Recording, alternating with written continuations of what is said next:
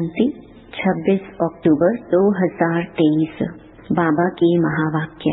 मीठे बच्चे, अभी घोर अंधियारा, भयानक रात पूरी हो रही है।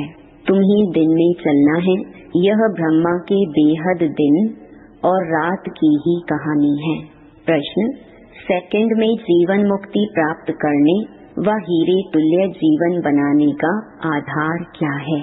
उत्तर: सच्ची गीता, जो श्रीमद् भगवानुवाच है। बाप तुम्हें सम्मुख जो डायरेक्शन दे रहे हैं, यह सच्ची गीता है, जिससे तुम्हें सेकंड में जीवन मुक्ति पद की प्राप्ति होती है। तुम हीरे तुल्य बनते हो। दूसरा प्रश्न: स्वर्ग के घनेरे सुख किस पुरुषार्थ के आधार से मिलते हैं? उत्तर: रोज की पढ़ाई और योग से स्वर्ग के घनेरे सुख मिल जाएंगे, इसलिए पढ़ाई में कभी थकना नहीं। बाप टीचर बनकर पढ़ा रहे हैं, तो तुम अच्छे मार्क्स से पास होने का पुरुषार्थ करो। इसमें आशीर्वाद व कृपा की बात नहीं है। गीत: रात के राही थक मत जाना। ओम शांति। अभी यह गीत तुम बच्चों ने नहीं बनवाए हैं, यह तो फिल्म वालों ने बैठ बनवाए हैं। अर्थ तो कुछ भी समझते नहीं। हर एक बात का यथार्थ अर्थ ना जानने से अनर्थ हो जाता है। गाते हैं, समझते कुछ भी नहीं है। अब तुम बच्चों को श्रीमत मिली हुई है, किसकी? भगवान की। भगवान को ही भक्त नहीं जानते, तो उन भक्तों की सद्गति कैसी हो सकती है? भक्तों का रक्षक है भगवान। रक्षा मांगते हैं, जरूर कोई दुख है, हमारी रक्षा करो।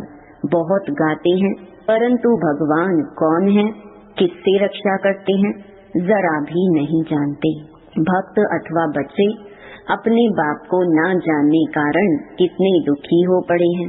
अभी इनका अर्थ तुम बच्चे समझते हो। अभी है घोर अंधियारी भयानक रात, आधा कल्प की रात है। कोई भी विद्वान, आचार्य, पंडित नहीं जानते कि रात किसको कहा जाता है। यूं तो यह जानवर भी जानते हैं, रात सोने की, दिन जागने का होता है।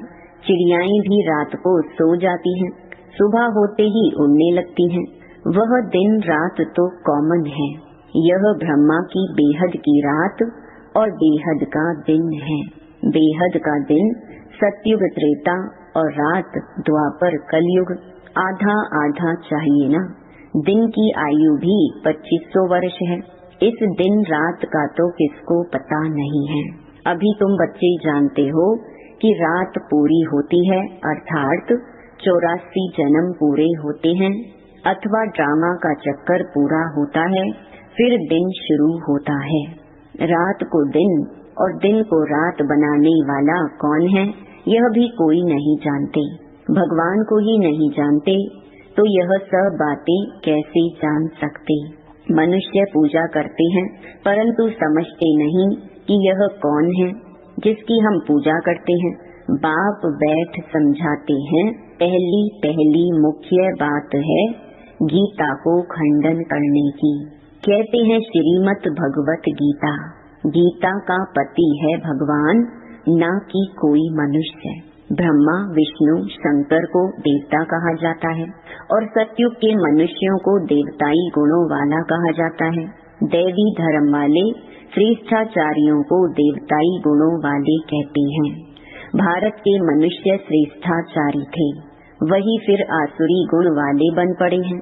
मुख्य धर्म शास्त्र 4 हैं और कोई धर्म शास्त्र है नहीं।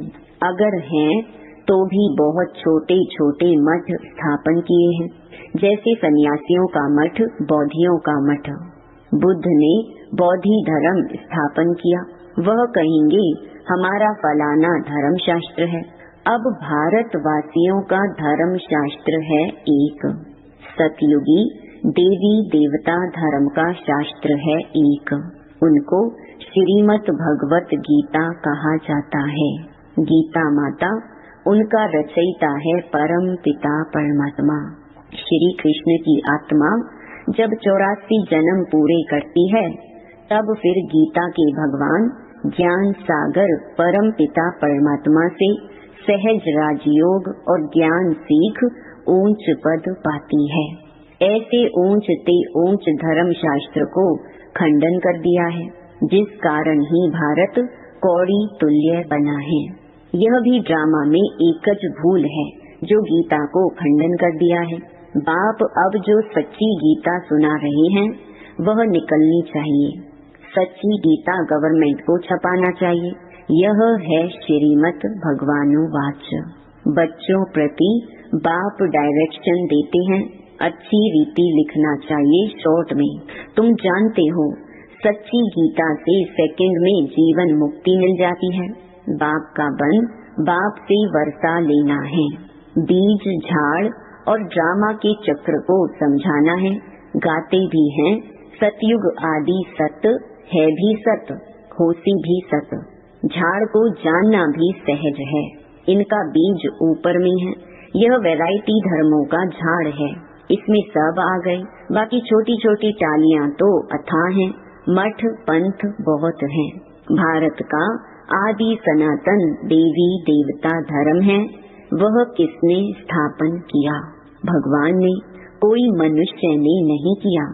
श्री कृष्ण तो दैवी गुणों वाला मनुष्य था। वह 84 जन्म पूरे कर अब अंतिम जन्म में है।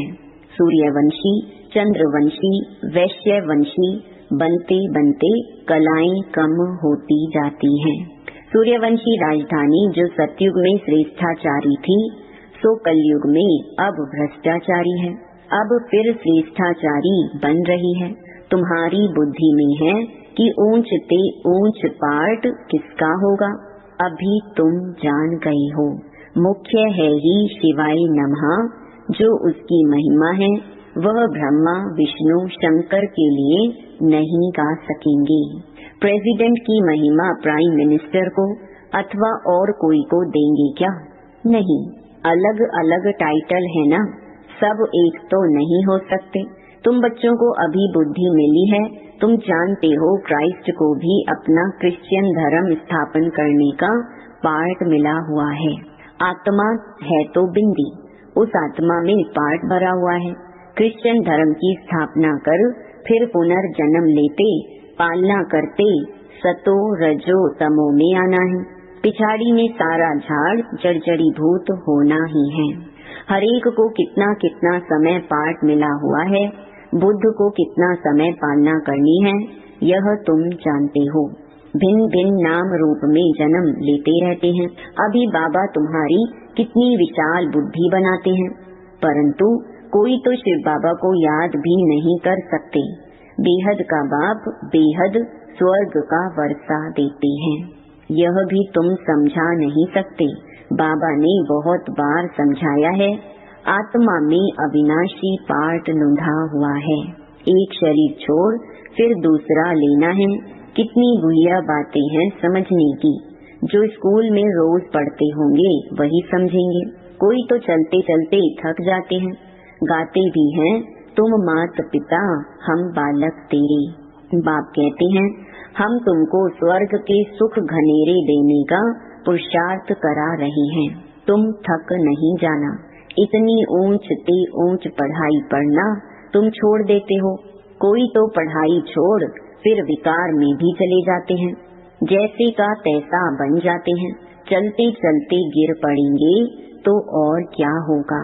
भल वहाँ सुख में है, परंतु पद में तो फर्क है ना। यहाँ सब दुखी हैं, वहाँ राजा प्रजा सबको सुख है। फिर भी पद तो ऊंचा लेना चाहिए ना। पढ़ाई छोड़ दी तो मात पिता कहेंगे तुम तो लायक नहीं हो। बाप से स्वर्ग का वर्षा लेते लेते कई बच्चे थक जाते हैं। चलते चलते माया वार कर देती है तो लौट जाते हैं। जो जमा किया वह फिर ना हो जाती। बाकी क्या बनेंगे? स्वर्ग में भल जाएंगे, लेकिन बिल्कुल साधारण प्रजा जाकर बनेंगे। बाप कहते हैं, हमारा बनकर फिर थक कर बैठ गए व ट्रेटर बन गए तो प्रजा में चंडाल जाकर बनेंगे। सभी चाहिए ना। स्वर्ग का मालिक बनते बनते अगर पढ़ाई को छोड़ देते तो उन जैसा महान मूर्ख दुनिया में कोई होता नहीं। लिखते भी हैं, तुम मात पिता हम बालक तेरे, तुम्हारी कृपा से स्वर्ग के बहुत सुख घनेरे मिलते हैं, कृपा करो। बाप कहेंगे कृपा की तो बात ही नहीं, मैं टीचर हूँ, पढ़ाऊंगा, पुरुषार्थ तुम करो अच्छे मार्क्स से पास होने का, बाकी मैं थोड़े ही बैठ सब पर आशीर्वाद करूंगा। तुम योग में रहो तो ताकत मिलती रहेगी। सभी थोड़े ही गद्दी पर बैठेंगे, एक दो के सिर पर बैठेंगे क्या? तो धर्म मुख्य है ही चार, शास्त्र भी चार हैं, उनमें मुख्य है गीता, बाकी सब उनके बच्चे हैं। वर्षा तो माता पिता से ही मिलता है। अब बाप सम्मुख समझा रहे हैं, सिर्फ गीता पढ़ने से ही थोड़े ही राजाओं का राजा बन जाएंगे। बाबा ने तो गीता पढ़ी है, परंतु उनसे होता कुछ भी नहीं है। यह सब है भक्ति मार्ग की शास्त्र। तुमको पुरुषार्थ कर 16 कला संपूर्ण बनना है। अभी तो तुम्हारे में कोई कला कोई गुण नहीं रहा है। गाते भी हैं, मुझ निर्गुण हारे में कोई गुण नहीं, आपे ही तरस परोई। हमको फिर 16 कला संपूर्ण बनाओ, जो हम थे फिर बनाओ। अब तुम जानते हो, बाप सम्मुख आकर समझा रहे हैं। एक निर्गुण संस्था भी बना दी है। निर्गुण निराकार का अर्थ भी नहीं जानते हैं। शिव का तो आकार भी है, जिसका नाम है तो जरूर चीज भी है ना। आत्मा इतनी सूक्ष्म है, उनका भी नाम है। ब्रह्म महतत्व जहाँ आत्माएं निवास करती हैं, वह भी नाम है ना। नाम रूप से न्यारी तो कोई चीज होती नहीं। भगवान को कहते नाम रूप से न्यारा, फिर उनको सर्वव्यापी कह देते हैं। यह कितनी बड़ी भूल है। मनुष्य जब इन बातों को समझे तब तो निश्चय करे, बाबा हमने आपको जाना है, कल्प कल्प आपसे राज्य भाग्य लेते आए हैं। ऐसा निश्चय हो तब पढ़ सकते हैं। यहाँ से बाहर निकलते और भूल जाते हैं। इसलिए पहले पहले तो लिखवा लेना चाहिए, बरोबर शिव बाबा आया है राज योग सिखलाने। लिख कर भी देते, फिर पढ़ते नहीं। ब्लड से भी लिख कर देते हैं, परंतु आज है नहीं। माया कितनी तीखी है। बाप कितना बैठ समझाते हैं, तुम्हारी विहंग मार्ग की सर्विस तब होगी जब ऐसे ऐसे पत्र लिखेंगे। तुम्हारी शक्ति सेना में भी नंबरवार हैं। कोई चीफ कमांडर हैं, कोई कैप्टन हैं, कोई मेजर्स हैं, कोई सिपाहियों के साथ बोझा उठाने वाले भी हैं। सारी सेना है। बाबा तो पुरुषार्थ कराएंगे ना। हरेक के पुरुषार्थ करने से समझ में आता है, यह राजा रानी बनेंगे व अच्छी साहूकार प्रजा में जाएंगे, यह साधारण प्रजा में जाएंगे, यह दास दासी बनेंगे। यह तो बिल्कुल सहज है समझने का। तो पहली मुख्य बात को उठाना है। बाबा कितनी ललकार करते हैं महारथियों को, तो विहंग मार्ग की सेवा के लिए विचार चलने चाहिए। अच्छा, मीठे मीठे सिकिलधे बच्चों प्रति माता पिता बाप दादा का याद प्यार और गुड मॉर्निंग। रूहानी बाप की रूहानी बच्चों को नमस्ते। धारणा के लिए मुख्य सार। पहला, पढ़ाई में थकना नहीं है। ऊंच ते ऊंच पढ़ाई रोज पढ़नी और पढ़ानी है। दूसरा, विहंग मार्ग की सर्विस करने की युक्तियाँ निकालनी है। योग में रह बाप से ताकत लेनी है, कृपा आशीर्वाद मांगनी नहीं है। वरदान, वरदानों की दिव्य पालना द्वारा सहज और श्रेष्ठ जीवन का अनुभव करने वाले सदा खुश नसीब भव। बाप दादा संगम युग पर सभी बच्चों की 3 संबंधों से पालना करते हैं। बाप के संबंध से वर्षे की स्मृति द्वारा पालना, शिक्षक के संबंध से पढ़ाई की पालना और सतगुरु के संबंध से वरदानों के अनुभूति की पालना एक ही समय पर सबको मिल रही है। इसी दिव्य पालना द्वारा सहज और श्रेष्ठ जीवन का अनुभव करते रहो। मेहनत और मुश्किल शब्द भी समाप्त हो जाए तब कहेंगे खुश नसीब। स्लोगन: बाप के साथ साथ सर्व आत्माओं के स्नेही बनना ही सच्ची सद्भावना है। ओम शांति।